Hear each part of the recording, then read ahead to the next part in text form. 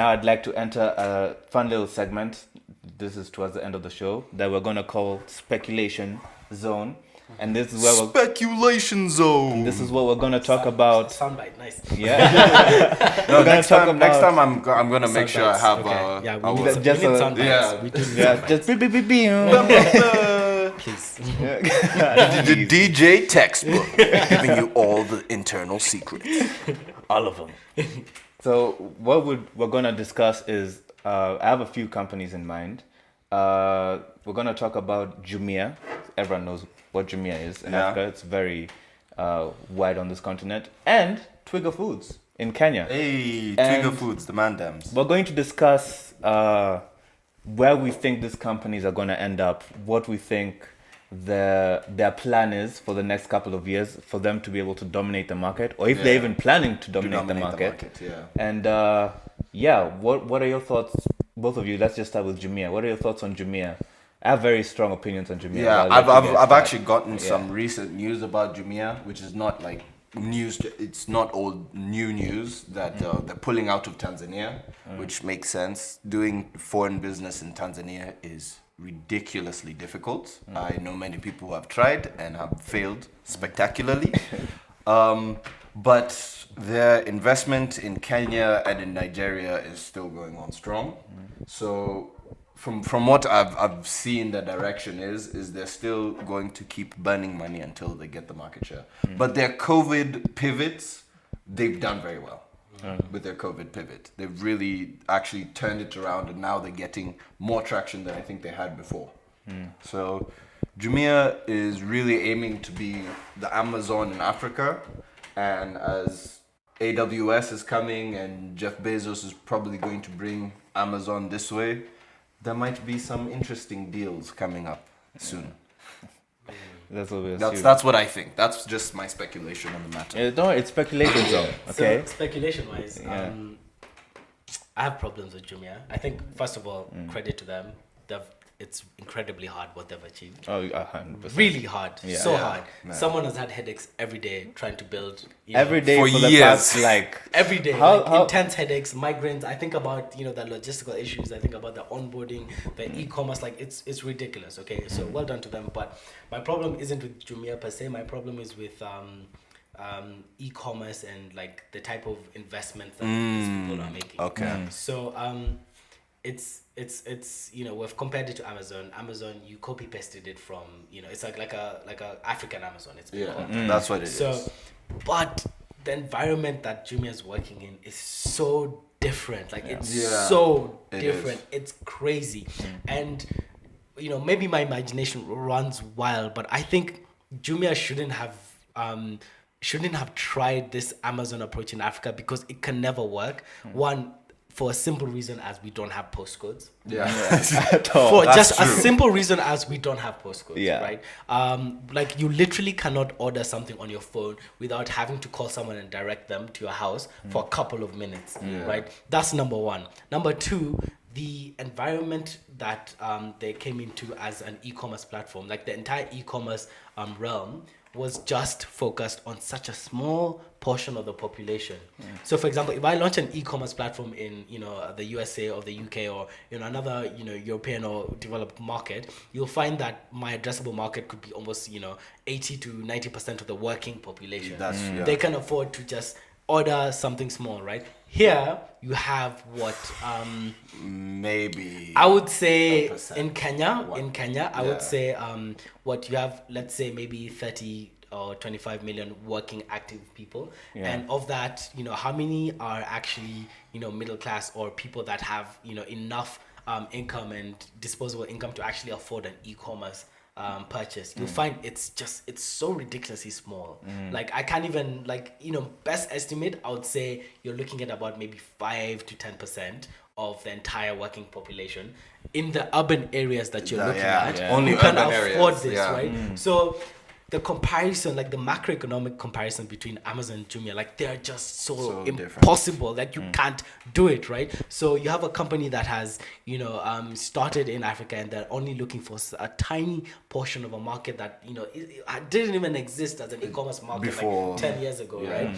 So you know, the issue with that is that you will never win to any extent that is like, you know, Amazon significant. Yeah, no, your market is not necessarily big enough. Yeah, it's not big enough. But I mean, the good thing with, and we can only focus on Jumia's e-commerce.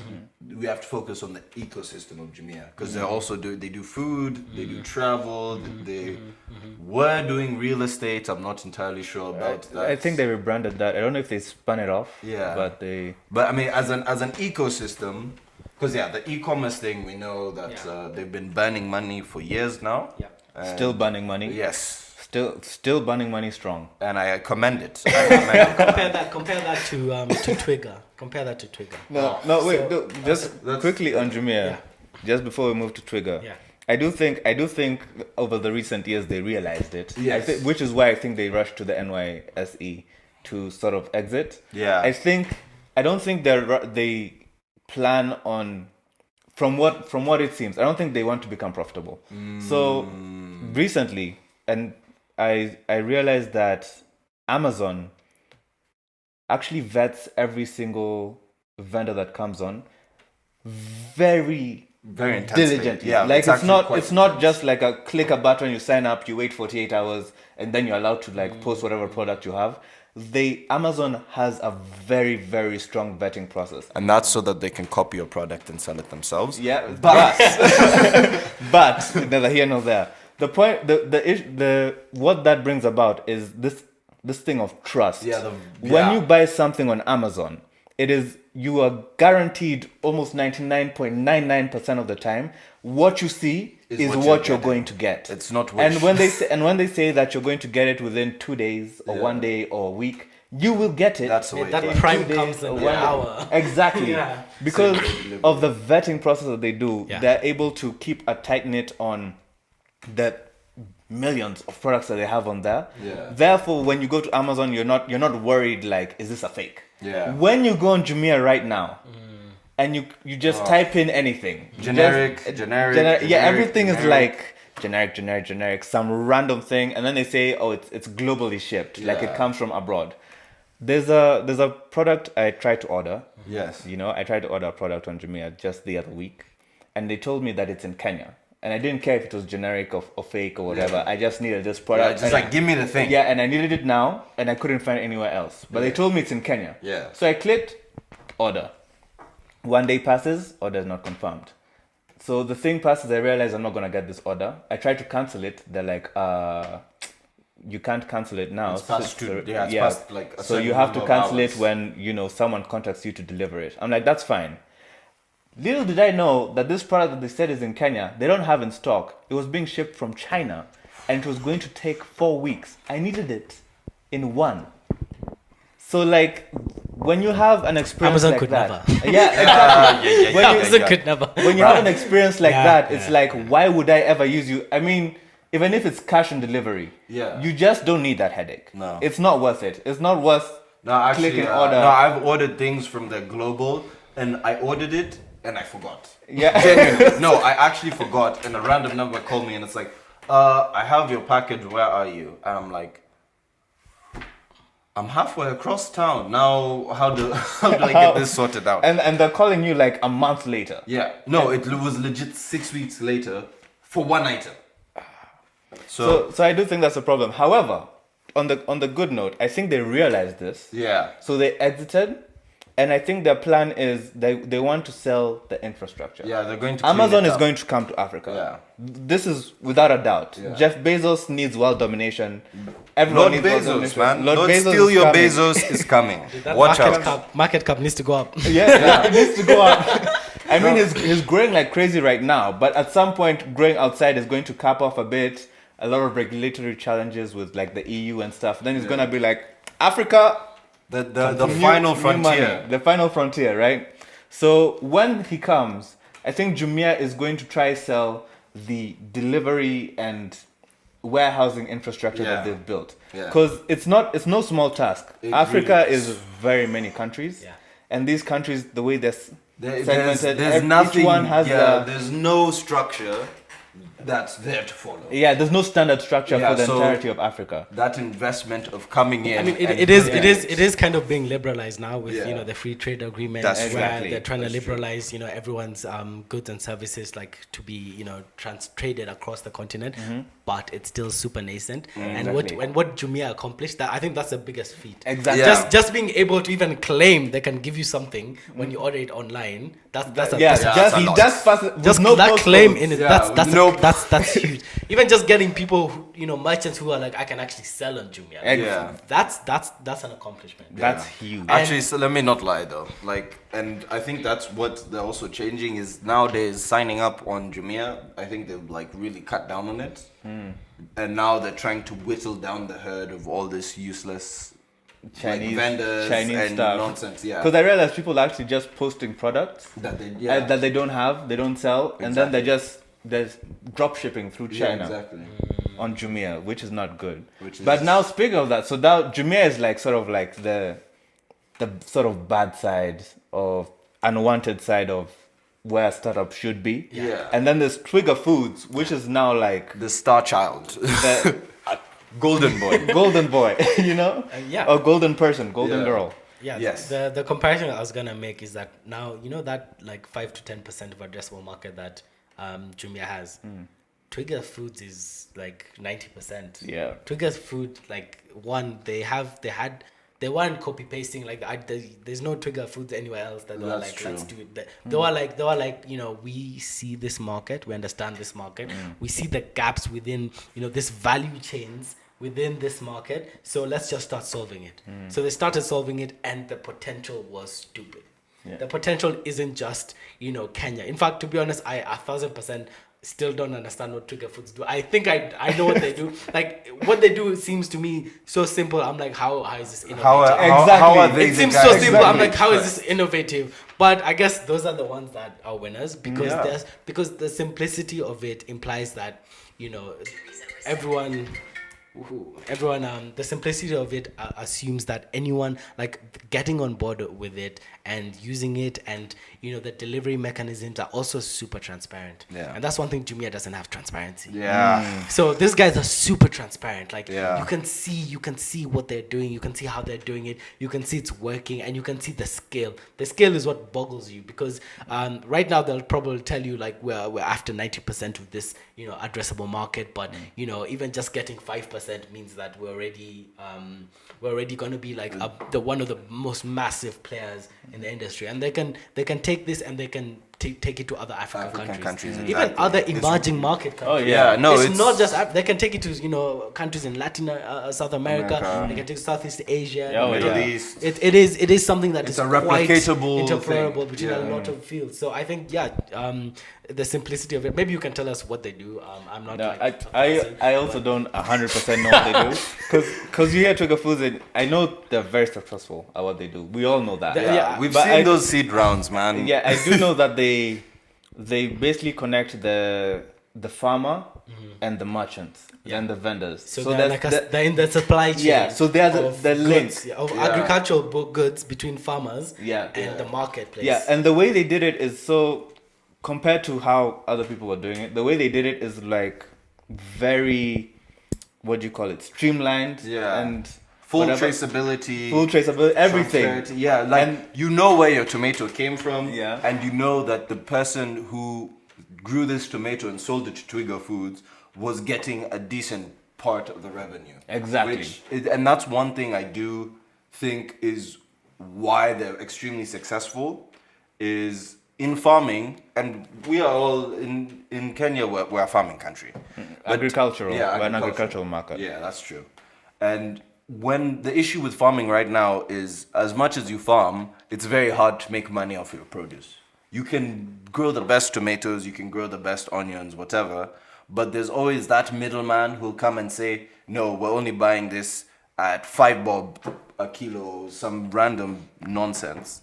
But actually moving and getting the farmer to get a higher percentage of the retail price is such a drastic change, because that gives that guy such a larger percentage of capital to work on his business and his farm.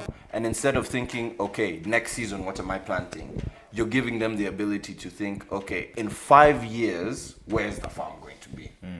And that now opens up the economy. Now they have money to spend on other things. They're now going to be buying insurance for their crop. They're now going to be buying newer tools and, really keeping up. So I think that's where Twiga Foods has it on lock, is providing the actual farmer with the value that they deserve. It gives you a certainty. I do think Twiga Foods is gonna feed the world. Or companies like Twiga Foods, in the next definitely. 10 years, in the next decade, it's gonna be Twiga Foods and companies like Twiga Foods that are going to be supplying, the food supply chain and the food market around the world. Because they started off, with one. I think they started off with bananas, just supplying bananas and buying them from farmers, and expanded to others. And now they're even entering contract farming. So now they're telling people to grow this, and we'll buy everything. Type thing. And then you have a assured market. Yeah. So you don't worry. To start farming. Yeah, you're not worried about it. And they're not even exporting it. I don't even think they've entered the export market yet. The local market has barely been scratched. Yeah. Exactly. I mean, So once they enter the export market, just boom, they just blow up. Yeah. So I do think Twiga Foods on the other end of the spectrum is like someone with. But they're also gonna face challenges. So of course. Especially we know in agriculture in Kenya that a lot of the profiteering has been people importing goods that we can grow. We can grow ourselves. Yeah. So people have been importing, cereals and other agricultural crops that we can grow ourselves, right? And that's had a lot of damaging effects to our local economy. Long term. If like sugar industry, every other industry that was very domestic, very local, was destroyed by exports. And the reason, there are just so many reasons why these exports come in. There are many reasons why the government's exporting this goods subsidize their own. So there's also some structural issues that Twiga will have to deal with in order to actually succeed as this global food vendor, this global food marketplace. But I think they're well on the right track. In vis-a-vis Jumia, to be honest, in their regard, they're both successful startups. But in terms of the actual impact they will have on people's lives and livelihoods, then you have Twiga at the very forefront. 100%. Great. Yeah. We're coming up on the hour mark. So I guess that's it for us. Thank you for joining us for this conversation, Mandem Kiiru. Gracias, pleasure to be here. We call him Textbook Man. He knows, bro. He has all the answers. Hit him up on all socials. Give them your Instagram. Slide in. Actually, if you're looking for business opportunities and help, slide into his DMs. Otherwise, stay out of them. Pleasure being here, guys. Thanks for having me. Very intuitive conversation. Always amazing to speak to you guys. You guys have a very I would say very entrepreneurial way of thinking about everything. Every problem can be solved, every issue can be resolved. It's just to what scale? How can we do it? So it's this a good conversation to have. 100%. Thank you for coming on, man, and we hope to have you back soon. Anytime, every day. So I will just give out our socials. We're NeoPros on everything. NeoPros@gmail.com. NeoPros on Twitter and on Instagram. I will have to actually make a new Facebook. I'm sorry, Zuck. I've not been on that for a minute. Yes, apologize to Lord Zuck. But yeah, so just look out. We'll be back with another episode soon. Yeah, we'll try to release every week. Again, NeoPros, which stands for Young Professional. Yeah, NeoPros. So the whole goal of this podcast is to provide young professionals with a platform to be able to speak what they're doing and also help them with ideas on how to better what they're doing as well. So we're geared solely to the young people that want to do something with their lives and are doing something with their lives, whether it's in business or fashion, anything. Whatever. Yeah. So it's not just focused on companies and stuff. Yeah. So, and any comments, any questions, any guests that you guys think we should bring on, we are ready and willing to hear everything you guys have to say. All right. Awesome. Thank you. And see you later.